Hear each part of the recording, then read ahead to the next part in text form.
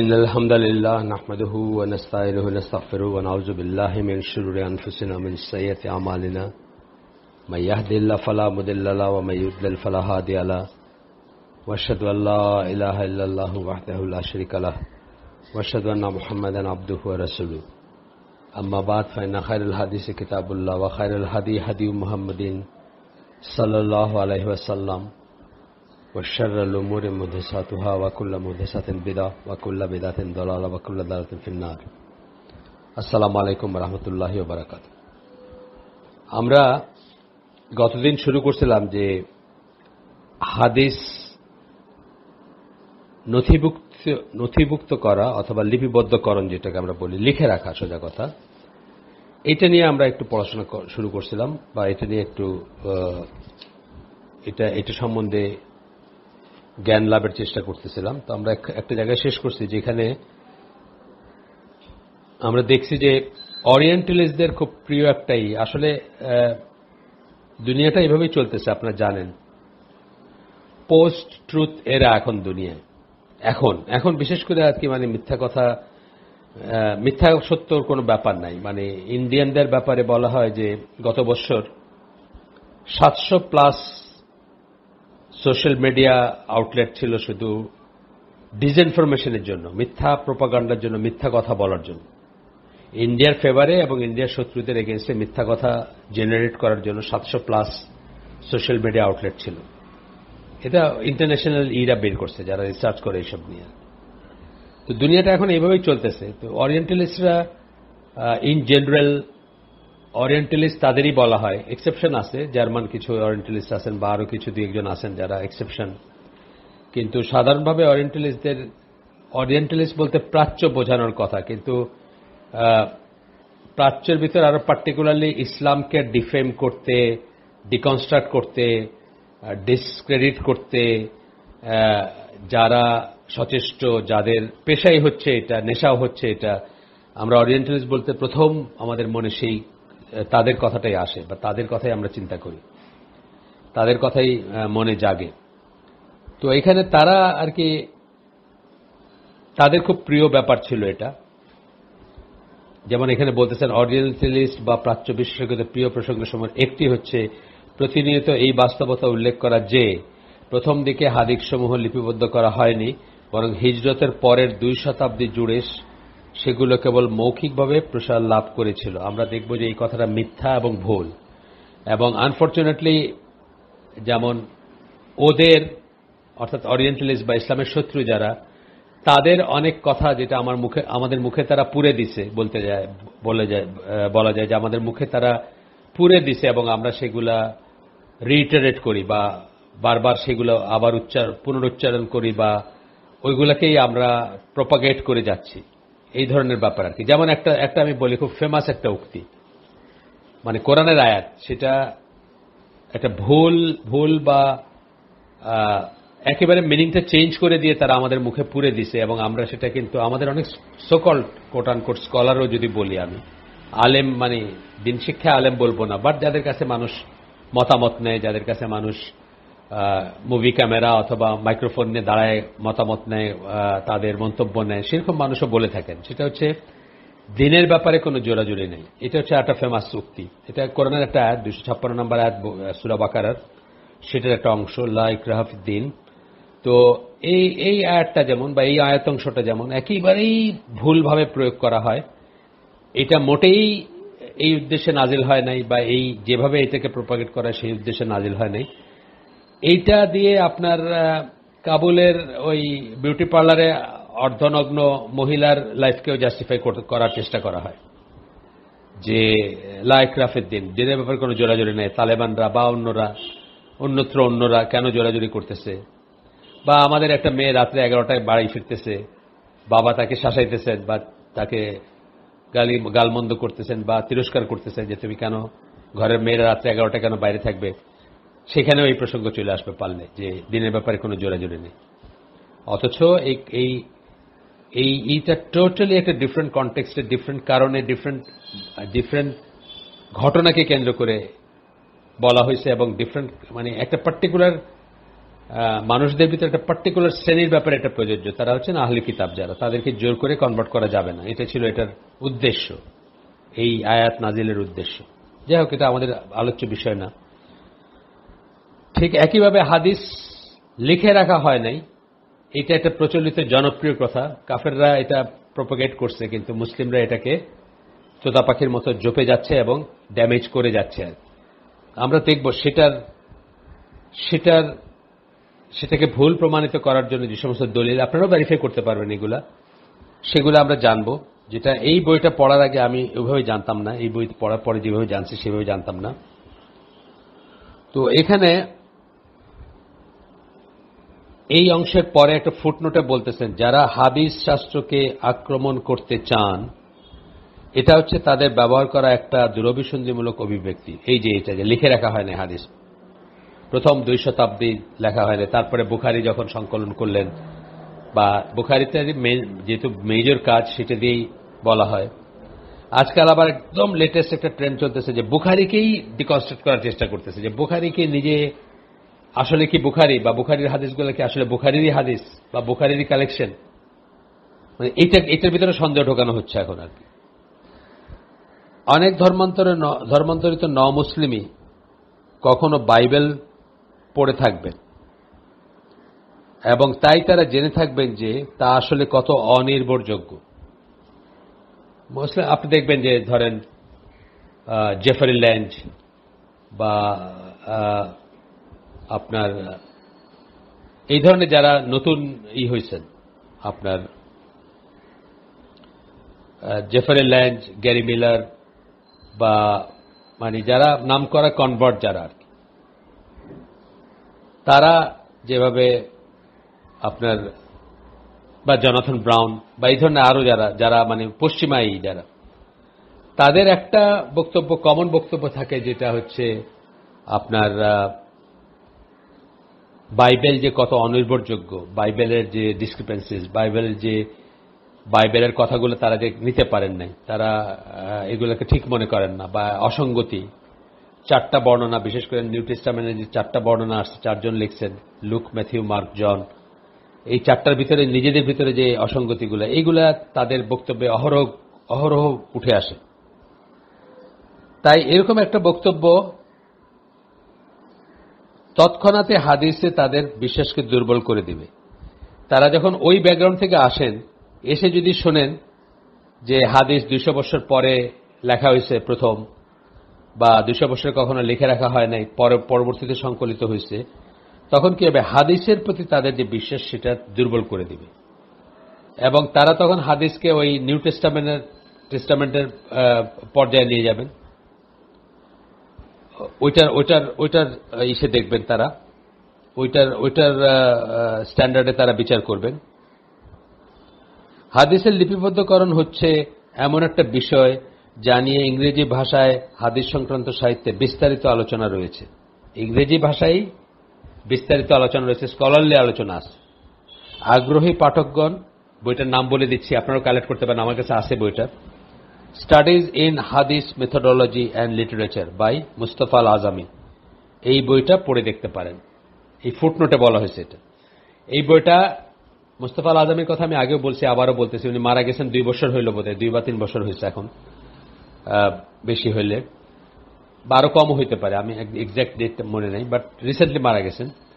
তো উনি সৌদি আরবে মারা গেছেন, উনি ইন্ডিয়ান অরিজিনের মুসলিম, এবং আমি আপনাদের বলছি যে 99% অফ ইসলামিক লিটারেচার হচ্ছে আরবি ভাষায় বা আরবিক ল্যাঙ্গুয়েজে, এবং সেগুলা ইংলিশ বা অন্যান্য ল্যাঙ্গুয়েজে ট্রান্সলেট করা হয়েছে আমাদের কাছে অ্যাভেলেবল করার জন্য। কিন্তু খুব এক্সেপশনালি মুস্তফা আল আজামির লেখাগুলাকে ইংলিশ থেকে আরবিতে ট্রান্সলেট করা হয়েছে। এগুলো এত রিচ, বা গবেষণাটা এত রিচ, সেই জন্য তারই একটা বইয়ের কথা এখানে উল্লেখ করা হয়েছে। আরো বই আছে তার, সেগুলো পর্যায়ক্রমিকভাবে আসবে বা উল্লেখ করা হবে। অনেক হাদিসে আমরা নবীর এমন সচিবগণের কথা জানতে পারি যারা নবীর কাছ থেকে শুনে কোরআন এবং চিঠিপত্র লিপিবদ্ধ করতেন। নবী যেহেতু নিজে লিখতে পড়তে জানতেন না, সুতরাং তার স্ক্রাইবস ছিলেন যারা চিঠিপত্র লিখতেন, আবার কোরআনের আয়াত নাজিল হলে সেগুলো লিখে রাখতেন। আল কাত্তানি বলেন, যে নবী সাল্লাল্লাহু আলাইহি ওয়াসাল্লামের এই ধরনের অন্তত 50 জন সচিব ছিলেন। আল আজামি, মানে যার কথা বলতেছি মুস্তাফা আল আজামি, আল আজামিও এই ক্ষেত্রে গবেষণা করেছেন এবং গবেষণালব্ধ তথ্যসমূহ কুতাব আল নবী নামক একটি কাজে প্রকাশ করেছেন। এখানে তিনি বলেন যে তার 60 জনের বেশি লিপিকার ছিলেন।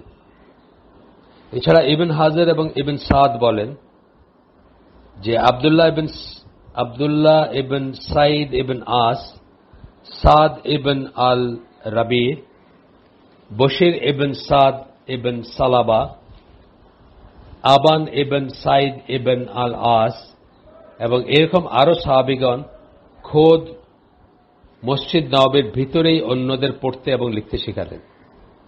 আর সভাপতি নবী সাল্লাল্লাহু আলাইহি সাল্লামের স্পষ্ট অনুমোদন ও উৎসাহ ছাড়া তাদের পক্ষে এরকম করাটা সম্ভব ছিল না। অন্যদের পড়তে এবং লিখতে শিখাইতেন এবং এটাতে নবীর অনুমোদন ছিল। এটা দিয়ে আমরা কি বুঝেছি, মানে কোনো কিছু লিখে রাখা, লেখার মাধ্যমে শিক্ষা দেওয়া, এতে কোনো আপত্তি ছিল না নবী। এটাই মানে হাদিসের কথা পরে আসতেছে। মানে লিখে রাখা ইটসেলফ, রেকর্ড করা ইটসেলফ, লেখার মাধ্যমে শিক্ষা দেওয়া, এগুলোতে কোনো আপত্তি ছিল না নবী। হাদিস লিপিবদ্ধকরণ নবীর জীবদ্দশায় শুরু হয়েছিল। আল বাগদাদি এমন বেশ কিছু হাদিস নথিভুক্ত করেছেন যেগুলো থেকে বোঝা যায় যে নবী স্পষ্টতই হাদিস লিখে রাখা অনুমোদন করেছিলেন। নিচে আমরা কিছু উদাহরণ তুলে দিলাম। এখন দেখেন, আমরা জানতাম কি এতদিন যে হাদিস লিখতে নিষেধ করছেন, আর এখন আমরা শুনতেছি কি অনুমোদন করছেন। সেগুলোর দলিলগুলো আমরা দেখব এবং আপনারা দেখতে পারেন, আপনারা গবেষণা। আসল কথা হচ্ছে যে ওই পর্যন্ত আমরা কেউ যাই না, আমাদের সময় নাই, আমাদের অত গুরুত্ব দেই না হয়তো, অথবা আচ্ছা ব্যাগভাবে একটা মনে করলাম আচ্ছা নবীর জীবদ্দশায় হাদিস লেখা রাখা হয় না, সো হোয়াট। কিন্তু ড্যামেজটা হয় যখন আপনি ওদের ট্র্যাপে পড়বেন এবং ওদের পয়েন্ট অফ ভিউ থেকে ওদের কথাগুলো শুনে যখন মনে হবে তাই তো, তাহলে হাদিসটা কি মুখে মুখে আসছে। মুখে মুখে আসলে তো, যদিও মুখে মুখেটা ইসলামে অত্যন্ত স্ট্রং দলিল, আমাদের ট্র্যাডিশন আমরা আগেই বলছি ওরাল এবং অরাল। ওরাল মানে হচ্ছে মুখে মুখে, আর অরাল মানে হচ্ছে শুনে শুনে। এটা আমাদের মানে কোরআনের হাফেজ যারা, তাদের থেকে আমরা জানি যে এটা কত শক্তিশালী একটা প্রিজার্ভিং সিস্টেম। একই কথা হাদিসের বেলায় প্রযোজ্য। হাদিসের আপনি এখনো পাবেন। আমি আপনাদেরকে বলছি যে আমার মেয়ের মেয়ে, আমার নাতনি, সে কিন্তু হাদিস মুখস্থ করতেছে। এখন সে হাফেজা, এখন হাদিস মুখস্থ করতেছে। এটার জন্য এটা আলাদা একটা ডিসিপ্লিন, আলাদা একটা কোর্স, আলাদা সাবজেক্ট বলতে পারে। যাই হোক, দলিলগুলো আমরা দেখবো একে একে। প্রথমটা হচ্ছে আল দারিমি, প্রথম দলিলটা আল দারিমি এবং আবু দাউদ তাদের সুনানে লিপিবদ্ধ করে গেছেন যে আব্দুল্লাহ ইবন আমর বিন আল আস বলেছেন যে নবীর কাছে তারা যা কিছু শুনতেন তাই লিখে রাখতেন। যা কিছু শুনতেন তাই লিখে রাখতেন। একজন সাহাবী বলতেছেন আমরা বলতেছেন, তার মানে আরো মানুষ ছিলেন এরকম। তাদেরকে তা থেকে বিরত রাখতে সাবধান করে বলা হয় যে নবী সাল্লাল্লাহু আলাইহি সাল্লাম একজন মানুষ ছিলেন। মানে তারা যখন লিখে রাখতেন, অন্যরা কেউ কেউ তাদেরকে বিরত করতে চাইতেন এবং বলতেন যে নবী তো একজন মানুষ ছিলেন, তিনি কখনো রাগ করতেন, কখনো সন্তুষ্ট চিত্তে কথা বলতেন। আব্দুল্লাহ হাদিস লেখা বন্ধ রাখেন যতক্ষণ না তারা নবীকে এই ব্যাপারে জিজ্ঞেস করার সুযোগ পেলেন। এটা শুনে তারা হাদিস লেখা বন্ধ করছিলেন বা নবীর কথা লেখা বন্ধ করছিলেন। হাদিস মানে নবীর কথা, আসলে দিন সম্বন্ধীয় কথা যেগুলা, ওহী ভিত্তিক কথা যেগুলা, বন্ধ রাখছিলেন। কতক্ষণ বন্ধ রাখছেন? নবীকে জিজ্ঞেস করা পর্যন্ত। তারা একটু চিন্তিত হয়েছেন যে আসলে তো ওনার তো মুডের তারতম্য ঘটে। এই বিষয়ে আল্লাহ রাসূল তাকে বললেন, যখন জিজ্ঞেস করলেন যে আমরা তো লিখছিলাম আপনার কথাগুলা, তো অন্যরা বলছেন যে আপনি কখনো রাগ করেন, কখনো সন্তুষ্ট চিত্তে কথা বলেন, তো এর মধ্যে ভ্যারিয়েশন আসতে পারে, আমরা লেখা বন্ধ রাখছি। মানে আমি সামারিটা বলতেছি, এরকম ব্যাপার হবে। এবং তখন গিয়ে তাকেই জিজ্ঞেস করছেন যে এরকম বললেন, এখন আমরা কি করব? তখন নবী কি বলছেন দেখেন। নবী সাল্লাল্লাহু আলাইহি ওয়াসাল্লাম বললেন, আমার হাদিস লেখো। আমার হাদিসটা ব্র্যাকেটে লেখো বলছেন। লেখো বলতে কি লেখা, কি নিয়ে প্রশ্ন করছেন? হাদিস নিয়ে প্রশ্ন করছেন। সুতরাং রাসূল বলতেছেন লেখো, যার হাতে আমার প্রাণ তার শপথ। এ থেকে বলে নিজের মুখ দেখাইছেন তিনি। এ থেকে সত্য ছাড়া কিছুই বের হয় না, অর্থাৎ আমি যেটা বলি, যে অবস্থায় বলি, কেবল সত্য কথাই বলি। সুনান আবি দাউদের হাদিস এটা, এই হাদিসটা আবার সুনান আবি দাউদের, যেটা আমরা এখন পড়লাম, এই বর্ণনাটা আলবানির মতে হাদিসটি সহিহ, অর্থাৎ তিনি রাগত অথবা সন্তুষ্ট যে অবস্থায় থাকুন না কেন সবসময় সত্য কথাটাই বলেছেন। নবী আমাদের মতো না, এটা এই জায়গায় আমাদের মতো না, এই জায়গায় আমাদের মতো না, এবং এই জায়গায় আমাদের বিশ্বাসের ইন্টিগ্রাল অংশ হচ্ছে ডিভাইনলি প্রোটেক্টেড ছিলেন নবী, তাই না? ডিভাইনলি প্রোটেক্টেড মিনিং কোন ভুল থেকে আল্লাহ তাকে প্রোটেক্ট করছেন। কখনো যদি কোনো ভুল করেও থাকেন একেবারেই ইনঅ্যাডভার্টেন্ট বা অনিচ্ছাকৃতভাবে, সেটাও আল্লাহ শুদ্ধ করে দিয়েছেন, মানে তার মিশনে কোনো ভুল রাখেন নাই আল্লাহ। এটা আমাদের বিশ্বাসের অংশ। কিন্তু এই জন্য আমরা নবীদের মাসুম বলি, এবং এই জন্য আমরা বলি যে ইনফলিবল। এই জন্য আমরা বলি, কোরআনের সেই আয়াতের কথা আবার আসলো যে যে নবীকে মানলো সে আল্লাহকে মানলো। এই কথাটা এই জন্যই ভ্যালিড, এই জন্যই এত এত ইম্পর্টেন্ট, এই জন্যই এত উল্লেখযোগ্য যে তার কোনো ভুল থাকতে পারে না, কোনো ভুল ক্যারিড ওভার হইতে পারে না তার ব্যাপারে। 2 নাম্বার, এবার সহিহ বুখারীর, সুনান আবি দাউদের পড়লাম আমরা আগেরটা, তাই না? এবার সহিহ বুখারীর হাদিস আমরা পড়তেছি একটা। সহিহ বুখারীতে লিপিবদ্ধ রয়েছে যে আবু হুরায়রা বলেন, আব্দুল্লাহ ইবনে আমর ছাড়া কেউ সাহাবাদের ভিতর এমন আর কাউকে খুঁজে পাবে না যে আমার চেয়ে বেশি হাদিস বর্ণনা করেছেন। আব্দুল্লাহ ইবনে আমর ছিলেন একজন, আর কাউকে পাওয়া যাবে না যে আবু হুরায়রার চেয়ে বেশি হাদিস বর্ণনা করছেন, কেননা তিনি হাদিস লিখে রাখতেন কিন্তু আমি তা করিনি। কে বলতেছেন? আবু হুরায়রা বলতেছেন। আব্দুল্লাহ ইবনে আমরের কথা বলতেছেন, উনি লিখে রাখতেন আর আমি সেটা করিনি, মানে আমি সব হাদিস লিখে রাখি নাই। পরে আমরা দেখব যে ওনারও নথিপত্র ছিল, হয়তো পরে লিখছেন বা সব লেখেন না এরকম, কিন্তু আব্দুল্লাহ ইবনে আমর ইবনে আল-আসের মতো তিনি সবকিছু লিখে রাখেন নাই। এখানে যেমন বলতেছেন, আবার পড়ি, আব্দুল্লাহ ইবনে আমর ছাড়া কেউ সাহাবীদের ভিতর এমন আর কাউকে খুঁজে পাবে না যে আমার চেয়ে বেশি হাদিস বর্ণনা করেছেন, কেননা তিনি হাদিস লিখে রাখতেন কিন্তু আমি তা করিনি। এখানে একটা আছে, আপনার ফুটনোট আছে। এই ফুটনোটে পেজ নাম্বার দিয়েছেন 206 থেকে 208, ভলিউম 1, ফাথুল বারি বিশার সহিহ আল বুখারী, ইবন হাজার আল আসকালানির ফেমাস কাজ, সেটার ভলিউম, সেটা পেজ দিয়ে দিয়েছেন, যেখানে ব্যাখ্যা করা হয়েছে কিভাবে আবু হুরায়রা রাদিয়াল্লাহু আনহু আব্দুল্লাহ ইবনে আমর রাদিয়াল্লাহু আনহুর চেয়ে অনেক বেশি হাদিস বর্ণনা করেছিলেন। আরো একটা বাস্তবতা হচ্ছে এই যে আবু হুরায়রা আব্দুল্লাহ ইবনে ওমরের মৃত্যুর পরে প্রায় 16 বছর বেঁচে ছিলেন। হ্যাঁ, মিনিং বাস্তবে আসলে আবু হুরায়রাই বেশি করছেন, কিন্তু এই কথাটা ওনার কথা, মানে কেউ যদি করে থাকে তাহলে উনিই করছেন আর কি, এই কথাটা বোঝাইতে গিয়ে বলছেন কথাটা, আর কাউকে পাবেন না। যদি কেউ করে থাকে তাহলে আব্দুল্লাহ ইবনে ওমর ছাড়া কেউ সাহাবীদের ভিতর এমন কাউকে খুঁজে পাবে না যে আমার চেয়ে বেশি হাদিস বর্ণনা করেছেন, কেননা তিনি হাদিস লিখে রাখতেন কিন্তু আমি তা করিনি। এটা আবু হুরায়রার কথা, কিন্তু বাস্তবে দেখা যাচ্ছে আবু হুরায়রাই বেশিই করছেন। তার একটা রিজন হচ্ছে তিনি আরো 16 বছর বেশি ছিলেন। আব্দুল্লাহ ইবনে আমরের মৃত্যুর পরে আরো 16 বছর বেঁচে ছিলেন কে? আবু হুরায়রা রাদিয়াল্লাহু আনহু। আচ্ছা, 3 নাম্বার পয়েন্ট, বুখারীর বর্ণনায় এসেছে যে মক্কা বিজয়ের দিনে ইয়েমেন থেকে এক ব্যক্তি নবীর কাছে এসেছিল এবং তাকে জিজ্ঞেস করেছিল যে নবীর বক্তৃতা লিখে রাখতে পারে কিনা, এবং নবী সাল্লাল্লাহু আলাইহি ওয়াসাল্লাম তাকে অনুমতি দিয়েছিলেন এবং বলেছিলেন অমুকের বাপের জন্য এটা লিখে রাখো, কার কোন একজন পার্টিকুলার মানুষের শোনার জন্য লিখে রাখো। তার মানে এই সবই পাইতেছি আমরা, কিন্তু যে লিখে রাখার অনুমোদন ছিল, ইট ইজ রং যে এটা একটা হারাম কাজ ছিল বা হারাম করে দিয়েছিলেন নবী মানুষের জন্য, এরকম একটা ধারণা আমাদের মাথায় ছিল বা থাকে, এটা ঠিক না। 4 নাম্বার, আনাস রাদিয়াল্লাহু আনহু লিখে রেখে জ্ঞান সংগ্রহ করো, এই বক্তব্যটি বর্ণনা করেন। এই হাদিসটি বহু সূত্রে বর্ণিত হয়েছে, কিন্তু বেশিরভাগেরই সনদ দুর্বল। এই বক্তব্য আসলে নবীর নাকি কোন সাহাবী তা নিয়ে মতপার্থক্য রয়েছে। কিন্তু আলবানির মতে আল হাকিম এবং অন্যান্যরা যেভাবে হাদিসটি বর্ণনা করেছেন তা সহি, অর্থাৎ এই মানে পার্টিকুলার বর্ণনা হাকিম এবং আরো অন্যদের বর্ণনা সহি।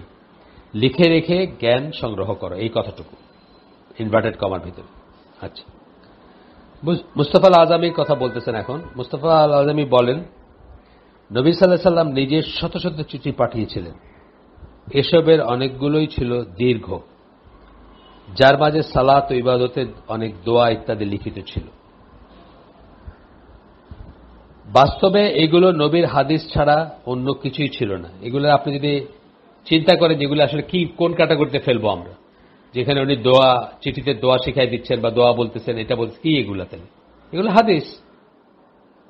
মানে হাদিস তো তাই যে নবী বলছেন, নবীর কথা নবী আদেশ করছেন, নবী নিষেধ করছেন ইত্যাদি। সুতরাং এই ব্যাপারে প্রশ্নের অবকাশ নেই যে নবীর জীবদ্দশায় হাদিসের লিপিবদ্ধকরণ শুরু হয়েছিল। হাদিস লিখে রাখার এই প্রথা নবীর মৃত্যুর পর পর্যন্ত প্রচলিত ছিল। নবীর মৃত্যুর পর পর্যন্ত এটা প্রচলিত ছিল, শুরু হয়েছিল নবীর জীবদ্দশায়। স্টাডিজ ইন আর্লি হাদিস লিটারেচার বইয়ে আল আজামি প্রায় 50 জন সাহাবীর তালিকা করেছেন। বিশেষ করে তাদের সম্বন্ধে আলোচনা করেছেন যারা হাদিস লিখে রেখেছিলেন। ঠিক আছে, এখানে আপনার স্টাডিজ ইন আর্লি হাদিস লিটারেচার মুস্তাফা আল আজমির বই, সেটার পেজ এবং ই দিয়ে রেফারেন্সটা দিয়েছেন, যেটা আমরা প্রথমে পড়লাম, এর আগে যেটা পড়ছিলাম সেটার রেফারেন্স দিয়েছেন, আগে যে কথাটুকু পড়লাম সেটার। এটা কিন্তু আরেকটা বই। প্রথম বইটার নাম ছিল কি মনে আছে? Studies in hadith methodology and literature, Mustafa আল আজমির বই। আর এখন আমরা যেটা পড়তেছি, এখন যেটা থেকে পড়লাম সেটা হচ্ছে স্টাডিজ ইন আর্লি হাদিস লিটারেচার, একটু আলাদা নামটা। আচ্ছা, আসেন আমরা একটু আগাই। তিনি বলেন, এখন মুস্তাফা আল আজমির বই থেকে একের পর এক দলিল টাইপের জিনিস আসবে। আমরা যে কটা এখানে আছে সবকটাই পড়ব। আজকে যে কটা পারি আজকে পড়ব, না পারলে আবার পড়ব, কারণ এগুলো once in a life time পড়াশোনা, once in a life time. এমনকি স্কলারদের লাইফে ওই কথাগুলো নিয়ে একবার কথা বলার সুযোগ হয় না সারা জীবনে। আপনি জানেন আমরা একটা সেমিনার আয়োজন করতেছি এই হাদিসের অপরিহার্যতা নিয়ে। এটা আমরা গত 12-13 বছর ধরে ঢাকা শহরে হালাকা অ্যারেঞ্জ করি এবং আমরাই এই ট্রেন্ডের জিনিস প্রথম শুরু করি এখানে। আমাদের 4 জন স্কলার, 3 জন মদিনার পিএইচডি এবং আকরামুজ্জামান বিন আব্দুল সালাম, তাদেরকে নিয়ে আমরা অনেক ধরনের আয়োজন করছি, কিন্তু এই ধরনের একটা আয়োজন কিন্তু আমরা এই প্রথম করতেছি। তো এই কথাগুলো যেটা আমি আজকে বলবো বা আপনাদেরকে শেয়ার করতেছি, আমার কথা না, এগুলো স্কলারদের কথা। সেটা বলার স্কোপ হয়তো জীবনে আমার এই একবারই হইল এবং আর কোনোদিন হয়তো হবে না, আপনাদের হয়তো শোনার স্কোপ হবে না। সুতরাং আমরা খেয়াল করে পড়ব এবং শুনব। প্রথমটা, আব্দুল্লাহ ইবনে আব্বাস রাদিয়াল্লাহু আনহু হিজরতের 3 বছর পূর্ব থেকে 68 হিজরি পর্যন্ত সময়কালের কথা বলতেছেন। জ্ঞান আহরণে এতই উৎসাহী ছিলেন যে কেবল একটি ঘটনা সম্বন্ধে তিনি 30 জন সাহাবীকেও প্রশ্ন করতেন। মনে হয় তিনি যা কিছু শুনতেন সব লিখে রাখতেন এবং কখনো কখনো এমনকি কৃতদাসদের এই কাজে নিয়োজিত করতেন। নিম্নলিখিত ব্যক্তিগণ তার লিখিত সংগ্রহ থেকে হাদিস গ্রহণ করেছেন। আব্দুল্লাহ ইবনে আব্বাসের লিখিত সংগ্রহ থেকে নিম্নলিখিত সাহাবীরা বা নিম্নলিখিত ব্যক্তিরা ওইখান থেকে হাদিস নিছেন। সাহাবী বা তাবেঈ হবেন তারা, তাই তো? মানে ওই জায়গার ওই সময়কার মানুষ। আলী ইবনে আব্দুল্লাহ ইবনে আব্বাস, তার ছেলে, আমর বিন দিনার, আল হাকাম বিন মিকসাম, ইবন আবু মুআলা, ইকরিমা, কুরাইব, মুজাহিদ, নাজদা, সাইদ বিন জুবায়ের। সাহাবী এবং তাবেঈ এই পর্যায়ে তো, এর বাইরে তো আর মানে হবার কথা না। সুতরাং এর ভিতর কিছু নাম তো খুব ফেমাস। ইকরিমা, মুজাহিদ, এরা তো খুব ফেমাস, এরা কোরআনের স্কলার ছিলেন, হাদিসও বর্ণনা করছেন বা হাদিস থেকে কোরআনের ব্যাখ্যা দিচ্ছেন। এরা স্কলার ছিলেন, নাম করা আর কি, সাইদ বিন জুবায়ের, এদের কথা আমরা জানি, এদের নামে চিনি, জানি। আচ্ছা, এরপর আরেকজনের কথা বলতেছেন, আব্দুল্লাহ ইবনে আব্বাসের কথা বললেন যে উনি লিখে রাখতেন। এরপর আরেকজনের কথা বলতেছেন আব্দুল্লাহ ইবন ওমর ইবন আল খাত্তাব। আব্দুল্লাহ ইবন ওমর ইবন আল খাত্তাব, এটা আব্দুল্লাহ ইবনে ওমরের কথা বলতেছেন আর কি, নামটা একটু বড় করে বলছেন দেখে হঠাৎ করে কনফিউজড হয়ে যায় না। আব্দুল্লাহ ইবনে ওমর যাকে আমরা বলি তার কথা বলতেছেন রাদিয়াল্লাহু আনহুমা। তিনি বহু সংখ্যক হাদিস বর্ণনা করেছেন এবং তিনি সেসব হাদিস বর্ণনা এতই সাবধানে ছিলেন যে তিনি শব্দ সময়ের বিন্যাস পরিবর্তন করা অনুমোদন করতেন না। একটা শব্দেরই অনেক সময় আমরা মনে করি যে জন্য আমি দেখবেন খেয়াল করবেন যে আমি কিন্তু অনেক সময় আপনাদেরকে বলি যে এটা হচ্ছে সারমর্ম, এটা হাদিসের টেক্সট না। কেন বলি এটা? যেন কেউ আমার এই বর্ণনাটাকে টেক্সট মনে করে এটাকে কোথাও টেক্সট হিসাবে কোট না করে। সামারিটা বলি আমি।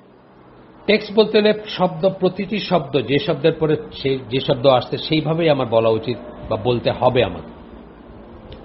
যাই হোক, তিনি শব্দসমূহের বিন্যাস পরিবর্তন করা অনুমোদন করতেন না, এমনকি যদি তাতে অর্থের কোনো পরিবর্তন নাও হতো। অর্থ পরিবর্তিত হচ্ছে না, তবুও উনি সেটা অনুমোদন করতেন না। একটা চেঞ্জ করবেন শব্দ। আরবি ভাষা অনেক সময় আছে যে একটা দুইভাবে বলা যায়।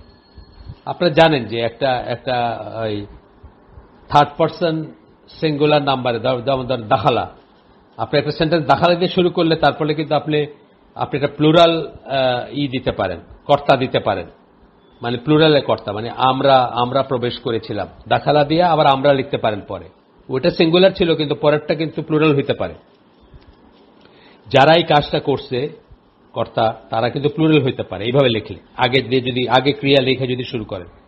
আবার উল্টায় যদি লেখেন যে মানুষগুলাকে যদি আগে প্লেস করেন, তাইলে ক্রিয়াটা পরে লেখলে কিন্তু আর দাখালা লিখতে পারবেন না, তখন অন্য জিনিস লিখতে হবে, দাখালু লিখতে হবে ধরেন, বা এরকম ব্যাপার আর কি।